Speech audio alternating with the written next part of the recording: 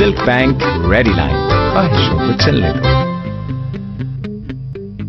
यो फोन नए SIM offer से हो जाए बेफिक्र और हर 50 रुपए के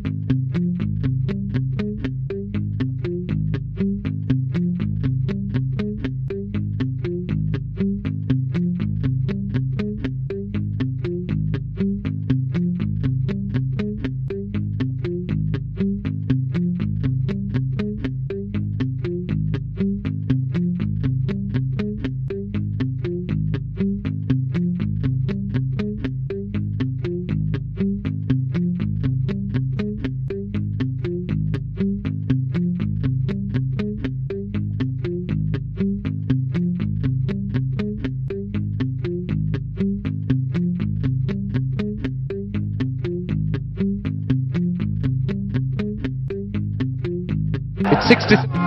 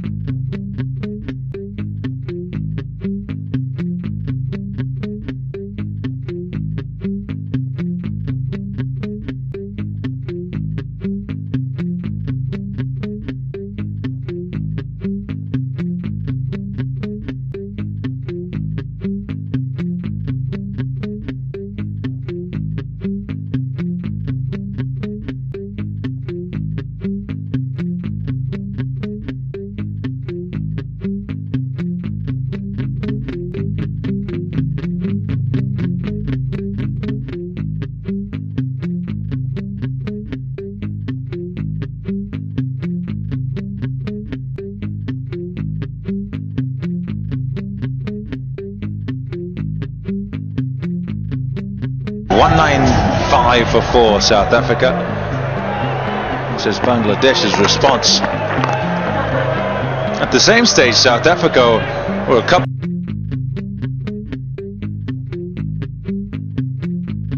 of wickets less. And you know, we were talking earlier about Sabir and the fact that he was in boundary mode. Think back to David Miller batting with Behardien, and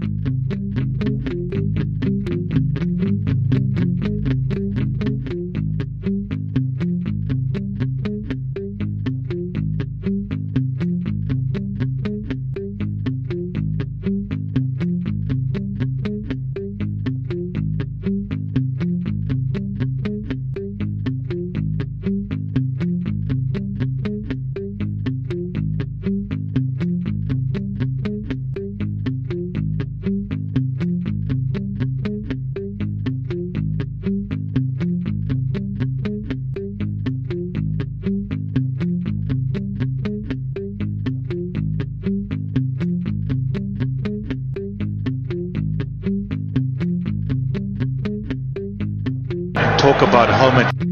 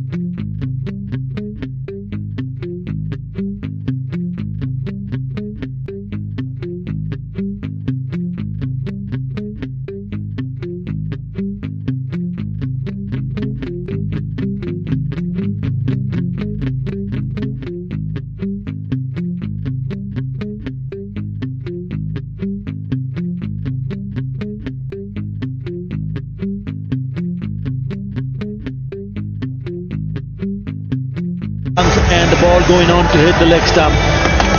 Just probably ricocheting off the thigh pad. That's good.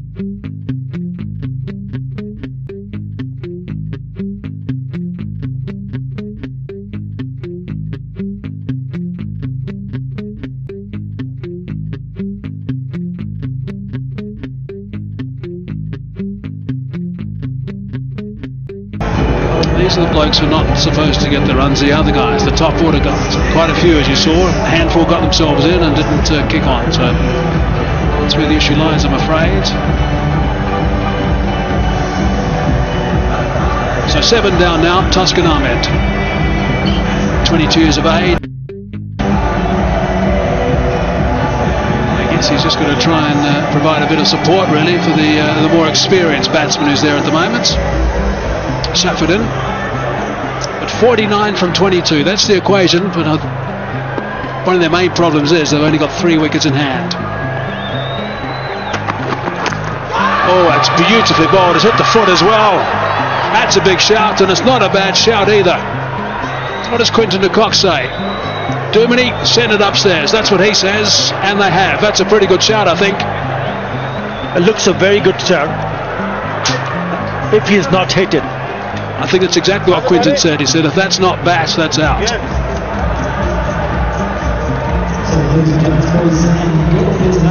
So that's going to be the thing to watch for here, to make sure it hits the boot first or the foot first. You can tick that box.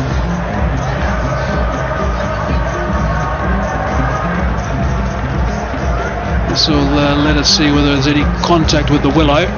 Nope, boot first. So Quinton de Kock was saying, if it hit his foot first, that's out, and I think he might be right.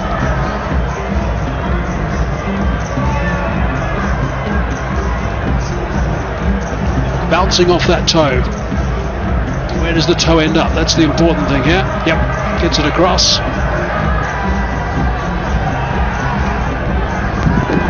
I think he's in line with leg stump, but we'll have to wait and see when we're properly lined up and we've got the forensics from Hawkeye.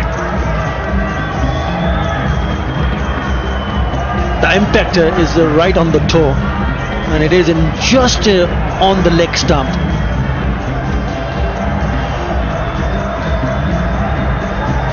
So no problem there. There's connection with the boot first before there's anything else. So we can tick that box. Clearly no connection with the willow. That's the important thing to have a look there. So we're just waiting now, by the way, for the forensics from Hawkeye to get all their ducks in a row. So we can show you that, but let's just have another look and get further confirmation. It's a really big shout, a good shout, confident shout from Dane Paterson.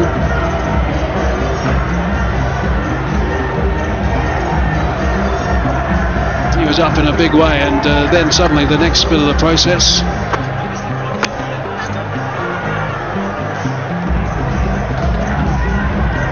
Was to speak for JP Duminy to have a chat to Quinton de Kock to find out if he thought it was good. It's always to the keeper first. That was the same process that Fluff de Vassy used as well. And Quinton said to JP, let's have a look, and then he made the further comment, if there's no bat involved here first, then it's going to be out. So we're just waiting for the ball tracking to be put into place. Here we go. Let's have a look and see where it pitches. Obviously, that's the important thing. It's in line, and it's hitting middle stump. So really good review. Very good review from, importantly, Quinton de Kock. And work from the captain. They've lost another one, Bangladesh. Terrific delivery from Paterson into the block or on the toe, on the money. And he's on hat-trick. He sends back Tuscan Ahmed. There's a superb delivery. Have a look at that here. Planted his foot on the off stump. Just couldn't get it away. And then the ball would have gone on. So he had to reverse the decision. That is a very good review in South Africa's favour. So another wicket goes. Celebration time. for South Africa. He loves it. Tuskin goes, gone for naught, 147 for 8. Righto, so here we go. This is a hat-trick ball coming up. Very good death bowler is Paterson. Shafiul Islam is the number 10 batsman.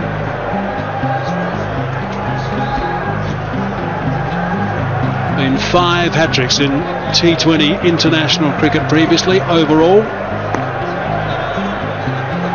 So here we go. He's a very good death bowler, is Paterson, and he's on a hat-trick now. So I would imagine with years and years of practice, knowing exactly where the ball's got to go at the end of an innings, get it in the black hole and the block hole, get it on the in line with the stumps, and he's a real chance here to pick up a hat-trick. Here we go, hat-trick delivery. Oh, it was a beauty too. It was a very, very good one. Didn't miss out by much. That's good work, actually, from the batsman to get some bat on that. Well bowled. Nicely dug out by Shafiul Islam. He was on target. Make no mistake. Paterson. He bowled beautifully to pick up a wicket of Tuskin Ahmed. Look at this, on target. I said probably just a little bit fuller. Slow ball that time. The things have started to go wrong for Bangladesh when Somu Shaka was batting. At the end of the 9th over, Bangladesh were really nicely placed at 92 for 2. And then that wicket of Somu Shaka, Phehlukwayo, was a pick up the bowler for me as far as this game is concerned. And then things started to go in favour. At that stage, Bangladesh was certainly in with a chance, but they lost 3 quick wickets. Swing and a miss. A very good over. 2 wickets on that, and on just costing him 3 runs. 149 for 8.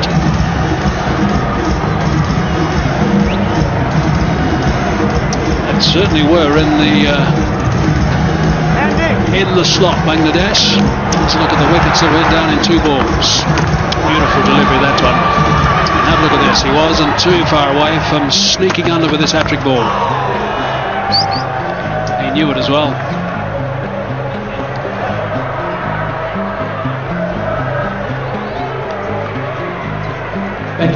So 8 down. So we have a quick squeeze of the partnerships. It was sparkling stuff at the top, Kayes and Shaka. And then 20s and 20s for the next 2. As Atta was saying, that was when the wicket of Shaka happened, that things, the brakes were screaming on. Frylinck back into the attack, backing away and slapping that one. And single picks up the 150 for Bangladesh. There was not only the wicket of Somu Shaka that hurt Bangladesh, it was also the wicket of Mushfiqur Rahim in the 11th over, 10.4 over to be exact. Score of 98 for 4 then. And then obviously of Mahmudullah, who fell at 11.2 overs, a score of 101. That's really hurt Bangladesh, those 3 wickets. 46 from 17. In the air, should be taken. There's a good catch up. David Miller, and that's the 9th.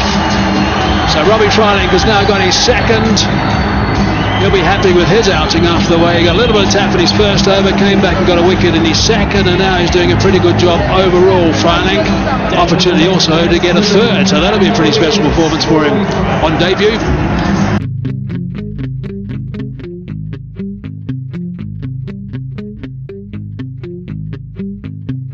Yeah, too much to ask from the lower order. After being 124 for 6, there will always be problems for Bangladesh.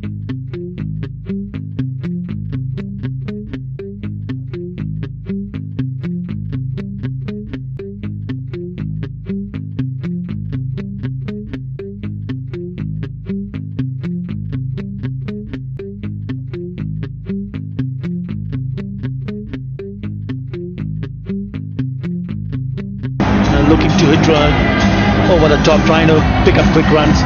Doesn't middle it. Miller middles it right in the palm, in the middle of the palm. Easy. Well taken. Safiul Islam gone for one. Bangladesh 150 for 9.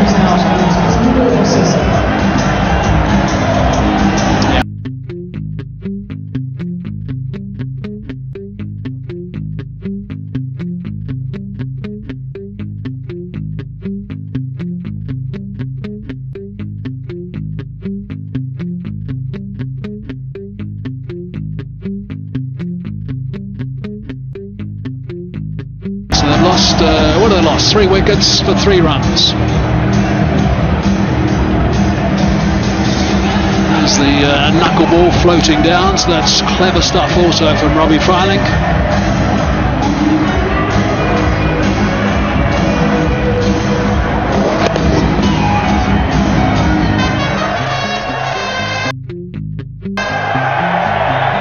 Back live again. Oh, he's hit that pretty well, but it's gone past Miller. Good connection, good sound off the bat from Hossain.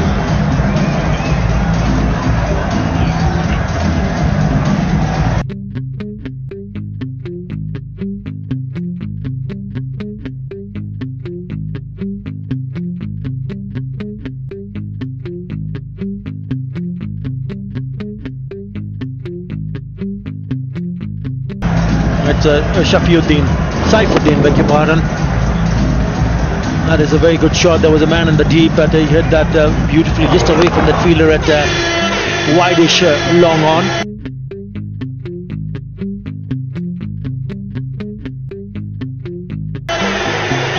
Yeah, Hossain of the non-strikers in, so Saifuddin's going to look to tee off a little bit.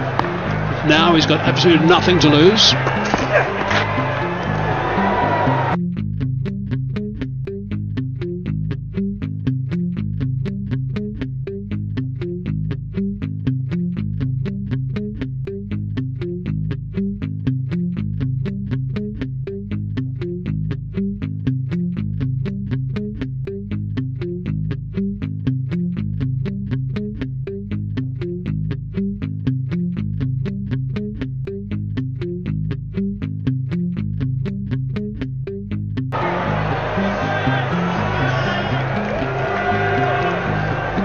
To have to chase 195, you would want the top order, especially the top 4, or maybe 5. Let's go 5.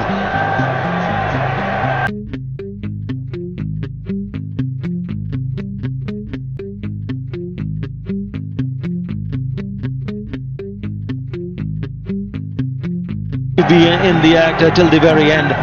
This is how he picked up his wicket. A knuckle ball just coming from front of his hand.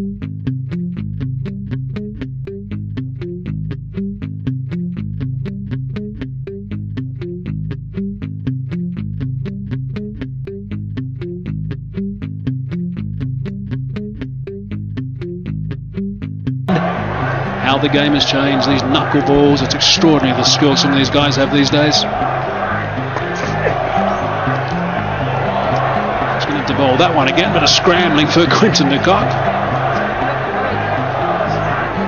Used to be the slow ball at the back of hand, used to be the cutters. Have a look at this, they've got like 5 slow balls these days. Look at this knuckleball. Not really gripped in the knuckles, it just floats down and behaves.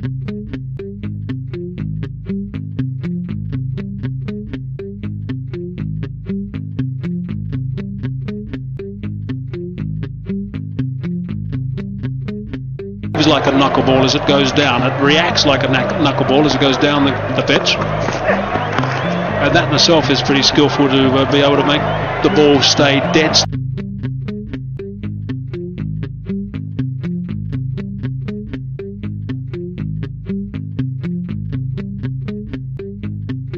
And float in a standard grip, because the batsman is not going to be spotting anything different there. He's not going to know that's going to be a knuckleball result with a standard.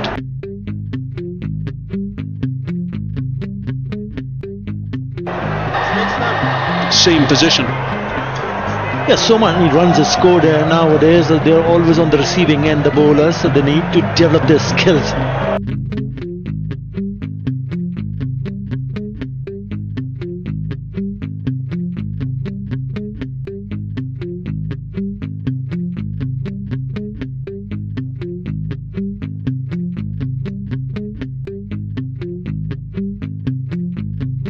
Come out with something different all the time. And they're catching up too, there's no doubt. The bowling skills have developed enormously in the last couple of years.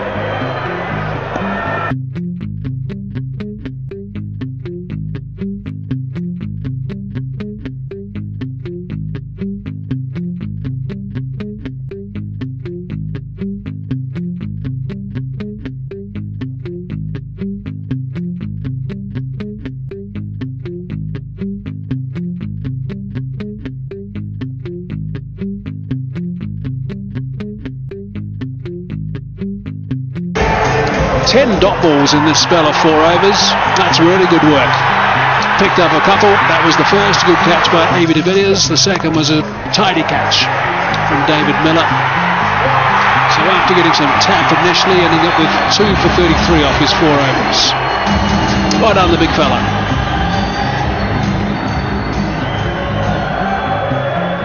So we've got 2 overs left now as we confirm the work.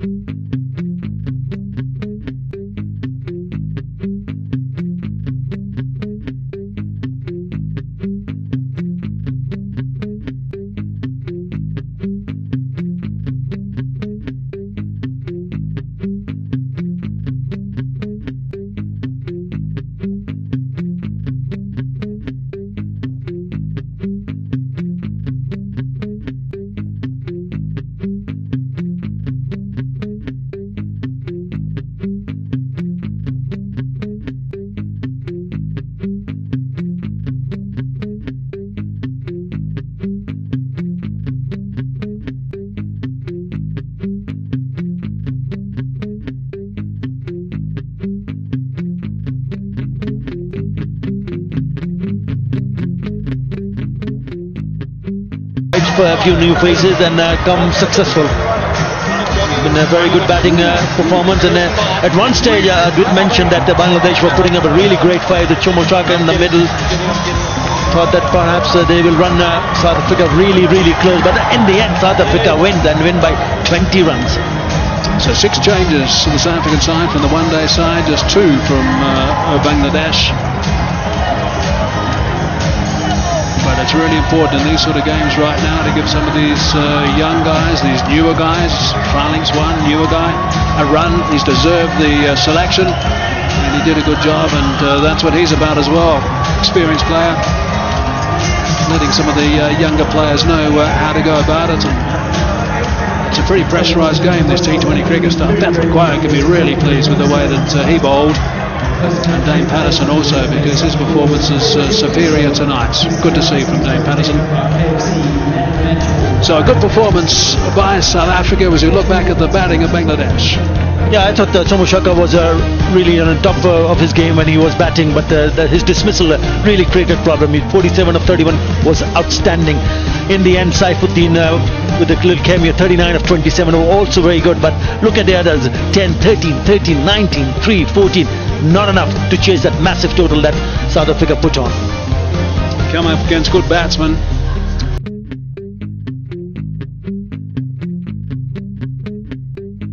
They've got to make sure they cash in once they get going, and that's not what happened, I'm afraid, for Bangladesh. A really good, look at that start. 43 runs off 25 balls, that's all, and 20 off 19. They're nearly 30 off 14, so that's 3 really good partnerships in T20 cricket. And then I'm afraid a couple not getting double figures, which has cost them. But when you're a bowler on a surface like this, there's no margin for error.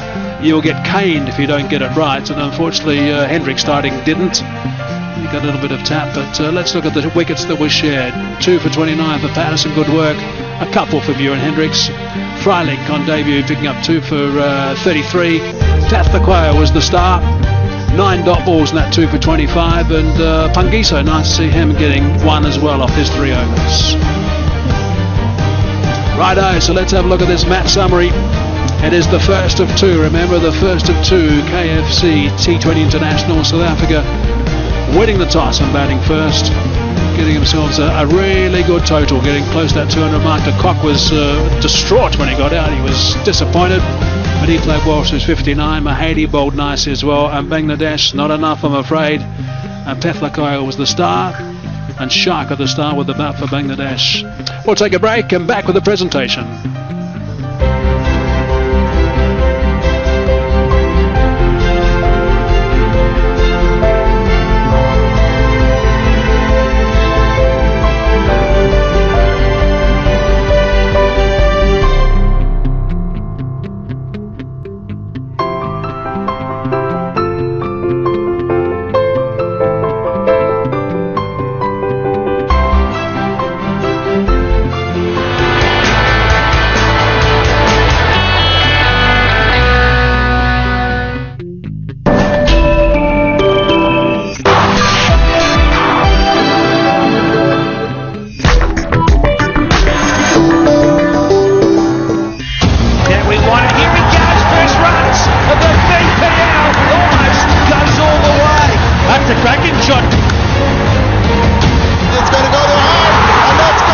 Is back.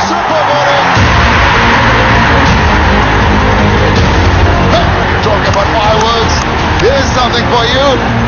Okay, bowling! Live at GTV, also on Rabbitool app.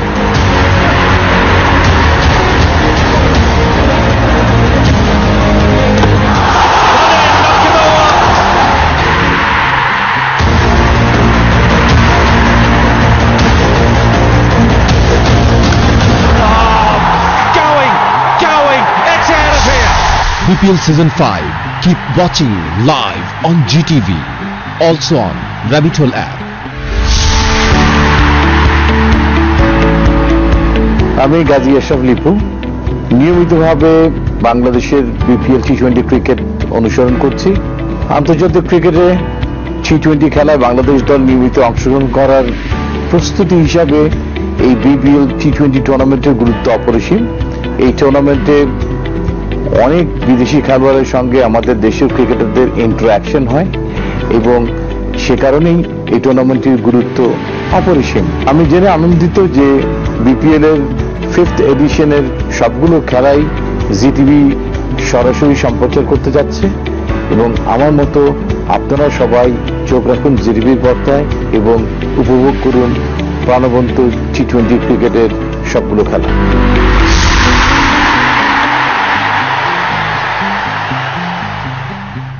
শুরু হতে যাচ্ছে BPL season 5।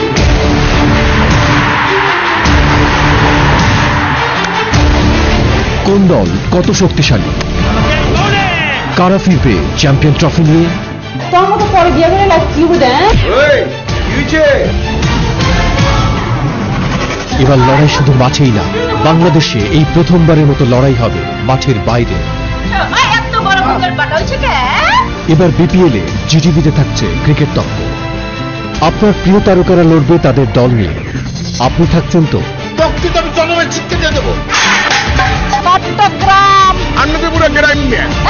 বিপিএল এর এই লড়াই দেখতে চোখ রাখুন ক্রিকেট তত্ত্ব, শুধুমাত্র জিটিভিতে। লড়াই কিন্তু জমবে এবার। আমি Shamim Ashraf Chowdhury, international cricket commentator. BPL এর প্রথম আসর থেকেই বিপিএল এর সঙ্গে আছি এবং আশা করছি এই পঞ্চম আসরেও আপনাদের সঙ্গে থাকব। আমি খুবই আনন্দিত এটা জেনে যে জিটিভি এবার বিপিএল কভার করছে।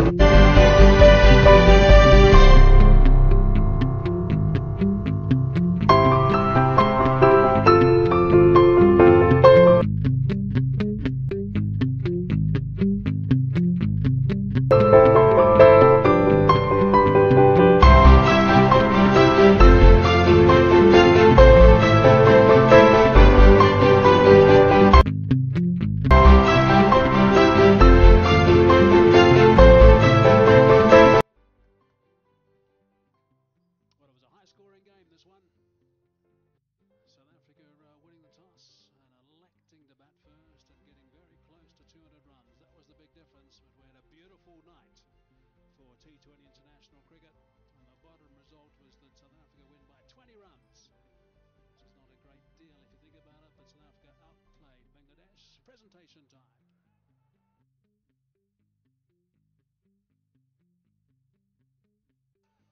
Welcome to the post-match presentation of this KFC T20 International. I'd like to thank KFC for their continued